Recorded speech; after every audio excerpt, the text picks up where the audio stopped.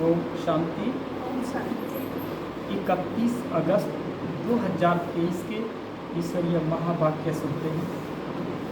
आज बाबा कहते हैं, मीठे बच्चे अपनी स्थिति साक्षी तथा हर्षित रखने के लिए स्मृति में रहे कि हर आत्मा का अपना अपना पार्ट है। हर आत्मा का अपना अपना पार्ट है। बनी बनाई बन रही, अब कच बननी ना।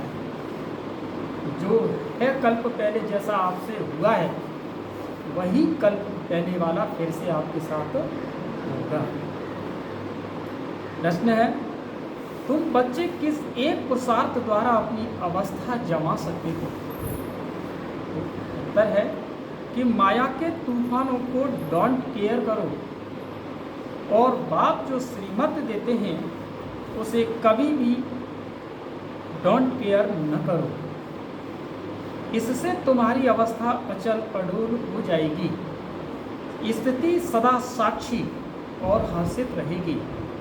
तुम्हारी अवस्था ऐसी होनी चाहिए जो कभी भी रोना न आए। अम्मा मरे तो भी हलवा खाना, माना ज्ञान में रमण करना। ऐसा नहीं कि गैस पे हलवा बना के खा लेना। माना क्या करना है? ज्ञान में रमण रहना है, रोना नहीं है। हलवा खाने का मतलब रोना नहीं है।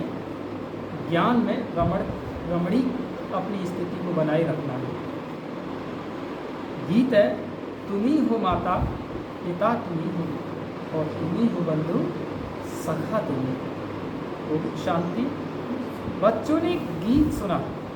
अक्सर करके भक्ति मार्ग वाले मंदिरों में जाते हैं, चाहे शिव के, चाहे लक्ष्मी नारायण के, चाहे राधा कृष्ण के या अन्य देवी देवताओं के मंदिरों में जाएंगे। सबके आगे यही महिमा करेंगे कि तुमेव माता च पिता तुमेव बंधु च सखा तुमेव। यही सारी महिमा करेंगे। फिर कहते हैं कि तुमेव विद्या दुर्गुणम तुमेव। माना तुम माता पिता भी हो, पढ़ाने वाले भी हो। वास्तव में श्री लक्ष्मी नारायण व सीताराम को तुमेव माता च पिता नहीं कहेंगे, क्योंकि उनको तो अपने ही बच्चे होंगे। वह ऐसी महिमा नहीं गाएंगे। वास्तव में महिमा एक शिव की है। वो महिमा गाते हैं देव देव महादेव। माना तुम ब्रह्मा विष्णु शंकर से भी ऊंच हो। भक्ति मार्ग में कोई अर्थ समझ न सके, तुम ब्रह्मा विष्णु शंकर से भी ऊंच हो। कौन? तुम आत्मा। क्यों? क्योंकि ब्रह्मा विष्णु शंकर ने भी उसी को याद किया। विष्णु तो उसकी प्रारब्ध से बना। शंकर कोई एक व्यक्तिगत या विशेष व्यक्ति शंकर नहीं है। और ब्रह्मा वो है जो इस सृष्टि के, इस सतयुगी निर्माण में जो ब्रह्मा के संकल्प के साथ अपनी सेवाओं में जो लगा हुआ है, वही आत्मा ब्रह्मा है। इसीलिए शिव बाबा कहते हैं तुम भी ऊंच हो, उनके समान हो, क्योंकि उन्होंने जो कभी कार्य किया था ब्रह्मा ने, वो कार्य आज तुम बच्चे भी कर रहे हो। तभी बाबा ने कहा इस भक्ति मार्ग का कोई अर्थ समझ न सके। बाप कहते हैं तुमने बहुत भक्ति की, अब तुम मेरे से समझो और इस पर गौर करो कि सच क्या है और झूठ क्या है। तुम बच्चे अब समझते हो कि बाप के बारे में और देवताओं के बारे में जो भी महिमा करते हैं वो सारी रॉन्ग है। अभी जो तुमको मैं समझाता हूँ वही राइट है, वही सत्य है। बच्चों को समझाते हैं ये उल्टा वृक्ष है, इसका बीज है परम पिता परमात्मा। वो ऊपर में रहते हैं, वह तो चैतन्य बीज है ना। तुम बच्चे ठहरे। कई कहते हैं कि सब चीज आदि में भी आत्मा है, लेकिन वो तो जड़ है ना। बाप को कहा ही जाता है मनुष्य सृष्टि का चैतन्य बीज रूप। अब मनुष्य गाते हो गॉड फादर। अच्छा, झाड़ को तुम चैतन्य ज्ञान सागर नहीं कहेंगे। मनुष्य में ये ज्ञान है कि यह बीज है। बीज में जरूर झाड़ का ज्ञान होना चाहिए। परंतु जड़ होने के कारण बता नहीं सकते। मनुष्य तो समझ जाते हैं कि बीज नीचे है, उनसे झाड़ निकला हुआ है। कल्प वृक्ष और बनेन ट्री की भी भेंट करते हैं। वो जड़ है, ये चैतन्य है। कलकत्ते में बड़का बहुत बड़ा झाड़ है, उनका थूर सारा निकल गया है। सिर्फ झाड़ खड़ा है, फाउंडेशन है नहीं, वंडर है ना। बाप समझाते हैं इस झाड़ का भी फाउंडेशन है नहीं। देवी देवता धर्म जो प्राय लोप हो गया है, बाकी सारा झाड़ खड़ा है। कितने मठ पंथ हैं, ये है बेहद का झाड़। बेहद का बाप बैठ समझाते हैं। बाबा लिखते भी हैं कि शिव बाबा का बर्थडे हीरे जैसा है, क्योंकि शिव बाबा ही कौड़ी से हीरे जैसा बनाते हैं। बाबा कहते हैं कि स्वर्ग भी बनाते हैं। अभी तो भारत कितना कंगाल बन गया। मनुष्य हम सो असो हम कहते हैं, परंतु समझते तो कुछ ही नहीं। हम आत्मा सो परमात्मा और परमात्मा सो आत्मा, ये ढिढोरा सन्यासियों ने पिटवाया है। तब तो सभी परमात्मा हो गए, ये तो सभी दुखी हो गए। परमात्मा कभी दुखी नहीं होता, वो तो सुख दाता है। तुम अर्थ सहित जानते हो कि वो तो आनंद का दाता है, और मनुष्य कभी आनंद का दाता नहीं होता।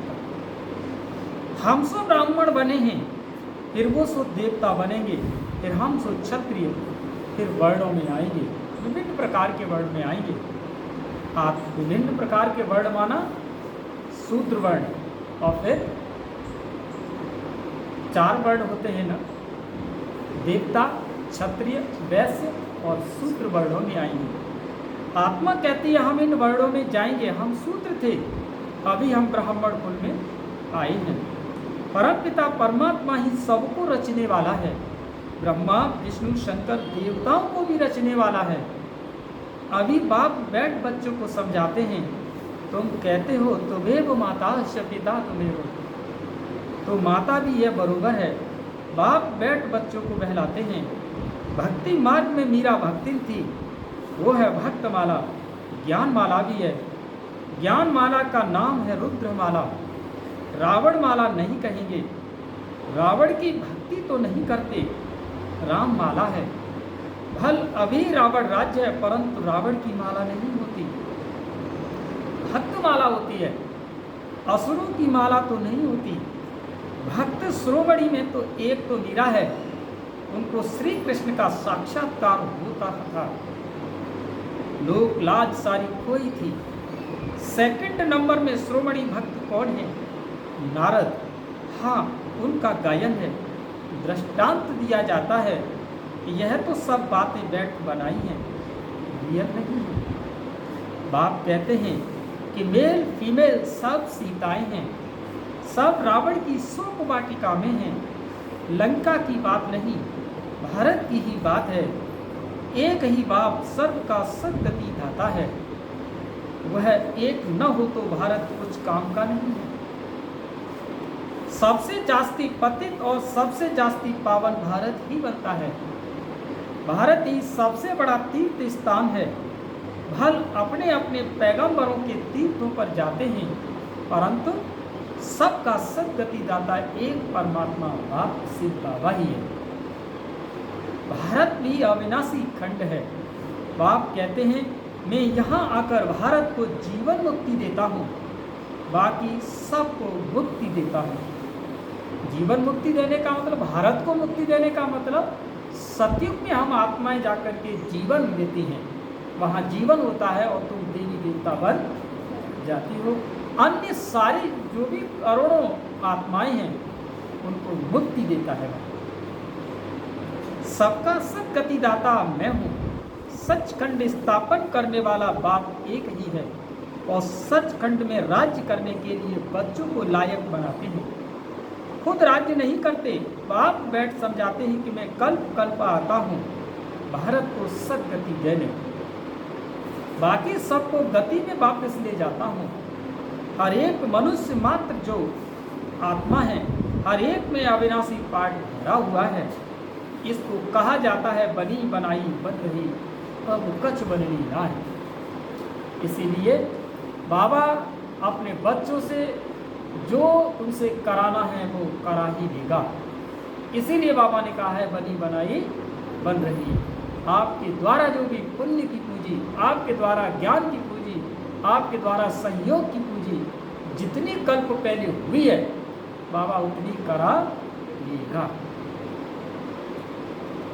बाबा कहते हैं कि किसी का बाप मर गया तो उसने जाकर दूसरा जन्म लिया, अब रोने से क्या होगा।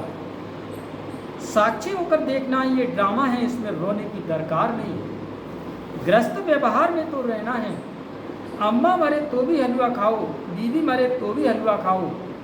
यह है उन्हों के लिए है जो व्यस्त व्यवहार में रहते हैं। हलवा खाने का मतलब ही है कि रोना नहीं है। ज्ञान की शक्ति से अपने को पहचान करके उस आत्मा के बारे में तुम्हें ये सोचना है कि वो आत्मा जहाँ भी जा रही है वहाँ हंसेगी, खेलेगी, लेकिन हम उसकी अगर याद में अगर आंसू यहाँ टपकाएंगे तो ये क्या है, खुद को मरना है। जब वो वहाँ खुश हैं तो हमें ज्ञान की शक्ति से अब हमें यहाँ खुश रहना है। तुम्हारी अवस्था ऐसी होनी चाहिए जो कुछ भी दुख न हो। बेहद के बाप को याद करते रहना। अपनी अवस्था अडोल होनी चाहिए, जैसे अंगद का कोई रावण पैर हिला नहीं सका। माया बड़ी जबरदस्त है, तुम स्थैर्यम रहते हो। माया के कितने भी तूफान लगे, डोंट केयर, घबराना नहीं, पंख नहीं होना, पुरुषार्थ करके अवस्था को जमाना है। बातें तो बहुत अच्छी समझाते हैं, तुम समझते हो हम पार्वतियाँ हैं, सिर्फ बाबा अमर कथा सुनाते हैं। अमर लोक में आदि मध्य अंत सुख। इस मृत्यु लोक में तो आदि मध्य अंत दुख ही दुख है। त्योहार आदि सब इस समय के हैं। लक्ष्मी नारायण आदि का कोई त्योहार नहीं। वह क्या सर्विस करते हैं, तो ब्राह्मण बहुत सर्विस करते हो। देवताओं की आत्मा को सोशल वर्कर नहीं कहेंगे, न जिस्मानी न रूहानी। तुम हो रूहानी जिस्मानी डबल सोशल वर्कर। अच्छा, मनुष्यों को नष्टा मोहा बनाने में मेहनत लगती है, क्योंकि उनके पास कोई अहम ऑब्जेक्ट नहीं होता। यहाँ तुमको प्राप्ति बहुत है बहुत नष्टा मोहा होना चाहिए। एक बाबा के साथ योग लगाना है। बाबा, वो मीठे मीठे बाबा, आपको हमने पूरा जान लिया है। आगे तो सिर्फ कहने मात्र वो गॉड फादर कहते थे, अभी तो आप आए हो और हम आपसे फिर से स्वर्ग की राजाई ले रहे हैं और आप हमें देने के लिए आए हैं। यह कलयुग तो कब्रिस्तान होने वाला है, इसीलिए हम इसको क्यों नहीं याद करें। बाप कहते हैं इस कब्रिस्तान में ग्रस्त व्यवहार में रहते मुझे याद करो। यह तो बहुत सहज है, जैसे भक्ति मार्ग में मनुष्य श्री कृष्ण की पूजा करते रहते हैं ना। बुद्धि धन्य धोरी में भागती रहती है, मन का घोड़ा कहाँ न कहाँ भागता रहेगा। तबाही के मुआफिक जो तबाही आती है कि मन का घोड़ा दौड़ा जाएगा, कि मन का घोड़ा आज की रेस में दौड़ रहा है, तो आयाम कहाँ से मिलेगा। आयाम देने वाला तो शिव बाबा आ चुका है। अब इस मन के घोड़े को उसी के साथ ही आयामित करना है। बाप कहते हैं शरीर निर्वाह अर्थ करते हुए बुद्धि का योग मेरे साथ लगाओ, मेरी याद से तुम्हें बहुत प्राप्ति होगी। और सबसे तो अल्पकाल की प्राप्ति होती है। कितनी नौधा भक्ति की। अच्छा, फिर क्या हुआ, साक्षात्कार किया, बस खूब भक्ति की, साक्षात्कार हो गया। किसी ने देखा शंकर जी मुझे बैठे मिल गए सपनों में, हनुमान जी आ गए मेरे सपनों में, फिर क्या हुआ, क्या होना है उससे। सत्युग की बादशाही उनसे नहीं, सत्युग की बादशाही तो स्वयं के पुरुषार्थ से मिलनी है। जो समय आ रहा है उसका जन्म तो तुम्हारे ही भाग्य से मिलना है। शंकर का अगर साक्षात्कार हो गया, हनुमान जी का साक्षात्कार हो गया, तो तुम्हें उसी समय पर आकर के कल्प के अनुसार फिर से वही साक्षात्कार होगी। लेकिन सत्युग में तो जन्म तुम्हारे ही पुरुषार्थ के अनुसार होगा, जो शिव बाबा आज आपसे कराना चाहते हैं। बाबा कहते हैं मुक्ति तो और जीवन मुक्ति तो मिली नहीं। अब बाप कहते हैं कि तुम 21 जन्मों के लिए विश्व के मालिक बनते हो। स्वर्ग में गर्व भी महल होता है, यहाँ तो गर्व जेल है। लोग श्री कृष्ण जन्माष्टमी आदि कितनी धूमधाम से मनाते हैं। तुम्हें सिर्फ मनाना नहीं लेकिन सबको समझाना है कि श्री कृष्ण का जन्म कब हुआ, श्री कृष्ण अभी कहाँ है। तुम जानते हो अभी हम कृष्णपुरी का मालिक बनने के लिए पढ़ रहे हैं। बाप के पास बैठे हैं, बाप को हाथ जोड़े जाते हैं क्या? टीचर पढ़ाते हैं तो क्या उनको हाथ जोड़ना होता है? महिमा करनी होती है, टीचर से तो पढ़ना है। बच्चे बाप को घड़ी घड़ी हाथ जोड़ते हैं क्या? इस समय तो तुम घर में हो, तुमको भाषण आती है, यह बाप भी है पतित पावन भी है। इस समय 5 विकारों का ग्रहण लगने के कारण तुम बिल्कुल काले बन गए हो। काले बनने का मतलब आत्मा के अंदर न शुद्ध है, न संकल्प है, न श्रेष्ठ भावनाएं हैं, न किसी के प्रति शुभकामनाएं हैं, इसीलिए आत्मा को काला कहा गया है। 5 विकारों ने काला कर दिया। सतयुग में तुम गोरे सुंदर थे, अभी श्याम हो। श्री कृष्ण सुंदर था, अभी श्याम है, तो फिर कहाँ है वो हर आत्मा श्याम है। इतनी बारी श्याम और सुंदर बना होगा, कंसपुरी ही कृष्णपुरी बन जाती है और कृष्णपुरी फिर कंसपुरी बन जाती है। तुम आत्माएं भी इस ब्रह्मांड की रहने वाली हो। ब्रह्म तत्व कहा जाता है, अहम ब्रह्म कहना भी भ्रम है। क्या कहते हैं? अहम ब्रह्मास्मि, मैं ही ब्रह्म हूँ।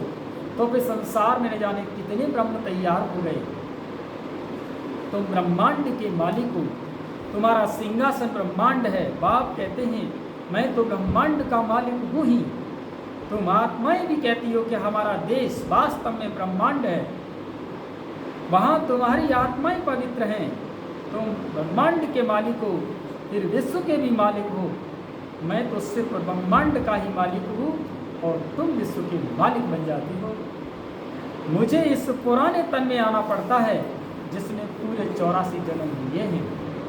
बच्चों को मुरली अच्छी तरह 5-6 बार पढ़ना और सुनना चाहिए, तभी बुद्धि में बैठेगी और खुशी का पारा चढ़ेगा। माया घड़ी घड़ी याद भुला देती है, इसमें कोई हट आदि करने की बात नहीं।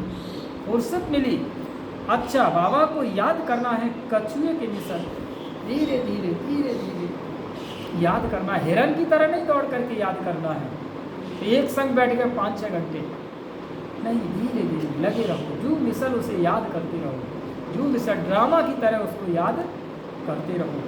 सबसे अच्छा है अमृत वेले का टाइम, उसका असर सारे दिन रहेगा। यह भी बच्चों को समझाया गया है कि पहले से खिलाने वाले को खिलाकर फिर खाना है। सिर्फ बाबा के यज्ञ से खाते हो तो पहले उनको भोग लगाना पड़े। ये सब सूक्ष्म पतंग के साक्षात्कार होते हैं, ड्रामा में नूद है। तुमको भोग लगाना है सिर्फ बाबा को, वो तो निराकार है। गाया भी जाता है देवताओं के लिए, उनको ब्रह्मा भोजन की आस थी, क्योंकि तुम ब्रह्मा भोजन खाकर ब्राह्मणों से देवता बन जाते हो। सूक्ष्म पतन में देवताएं आते हैं, महफिल लगती है, ये तो सब खेल पाल हैं। अच्छा, मीठे मीठे सिखी लदे बच्चों प्रति माता पिता बाप दादा का याद प्यार और गुड मॉर्निंग। रूहानी बाप की रूहानी बच्चों को नमस्ते। हम सभी रूहानी बच्चों की रूहानी माता पिता बाप दादा को याद प्यार गुड मॉर्निंग, नमस्ते नमस्ते बाबा, नमस्ते, शुक्रिया बाबा, शुक्रिया। अब सुनते हैं धारणा के लिए मुख्य सा पहला पॉइंट, बुद्धि में पूरी एम ऑब्जेक्ट रख करके नष्टा मोहा बनना है।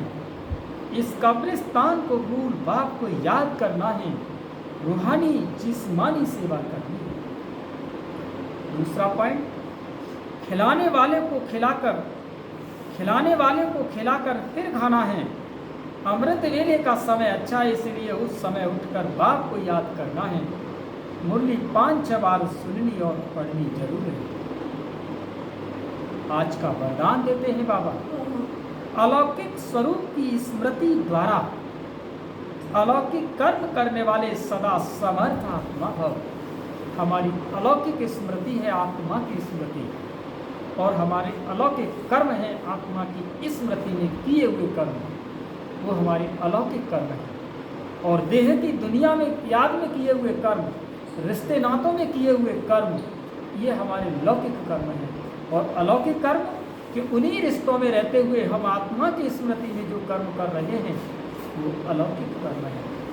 बाबा क्या कहते हैं विस्तार से कि ब्राह्मण जीवन अर्थात अलौकिक हीरे तुल्य अमूल्य जीवन, इस अलौकिक जीवन की स्मृति से और अलौकिक स्वरूप में स्थित रहने से साधारण चलन, साधारण कर्म नहीं हो सकता।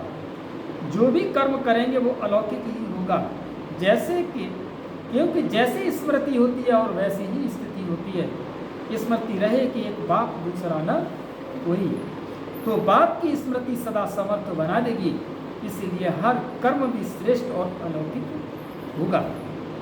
स्लोगन, स्व उन्नति का यथार्थ चश्मा पहन लो तो सबकी विशेषताएं ही दिखाई देगी। स्वोन्नति का चश्मा का मतलब ही है कि हमें किसी के अंदर अगर देखना है तो उसके अंदर अच्छाई गुण को देखना, एक अच्छे गुण को देखना है, तो समझ लेना आपके अंदर यथार्थ चश्मा लगा हुआ है।